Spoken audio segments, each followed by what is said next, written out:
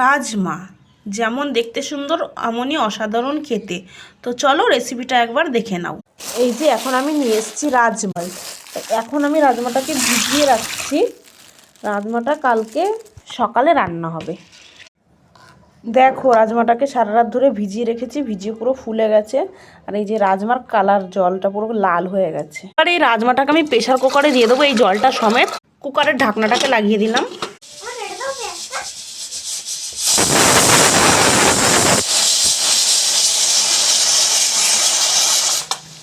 যতক্ষণ না সিটিটা খোলে ততক্ষণ এটা ঠান্ডার জন্য।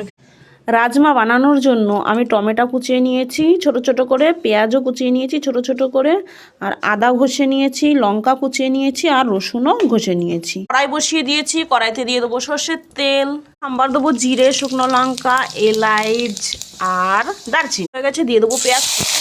পেঁয়াজটা নাড়াচাড়া করে নেবো। এবার দিয়ে দেবো আদা কুচি, রসুন কুচি, কাঁচা লঙ্কা কুচি। এবার এটা একটু ভাজা ভাজা হবে পুরো। দারুণ তেল ছাড়ছে সাইড থেকে। এই যে এবার দিয়ে দেবো টমেটো কুচিটা, একটু নেড়ে নেবো। এর ওপর থেকে দিয়ে দিলাম লবণ, হলুদ, আর দিয়ে দেবো সামান্য একটু লঙ্কার গুঁড়ো। এবার ভালো করে নেড়ে নেব। কুকারটা ঠান্ডা হয়ে গেছে, এবার কুকারটাকে খুলে দেখবো। সুন্দর রাজমাটা গলে গেছে, একটাই সিটি দিয়েছি কিন্তু আমি রাজমাটা। এবার রাজমাটা আমি জল দিয়ে ধুয়ে নেবো, থালাতে ঢেলে দেবো, কেননা জলদি ঠান্ডা হওয়ার দরকার। আর উপর থেকে জলটা ফেলে দেবো। এবার দিয়ে দেবো রাজমাটা। এবার ভালো করে নেড়ে নেব। রাজমাটা পুরো কষানো হয়ে গেছে, এটা আমি অনেকক্ষণ ধরেই নেড়েছি ক্যামেরাটা বন্ধ করে। এবার আমি এতে দিয়ে দেবো জল। জল দিয়ে এটা আমি ভালো করে নাড়াচাড়া করে নেব।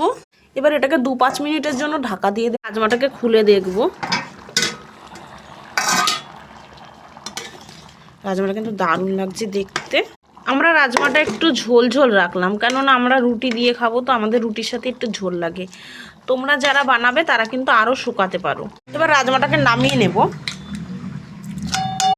দেখতে দারুণ লাগছে না রাজমাটা? খেয়ে বলো কেমন হয়েছে, কেমন হয়েছে? অসাধারণ। Bye bye.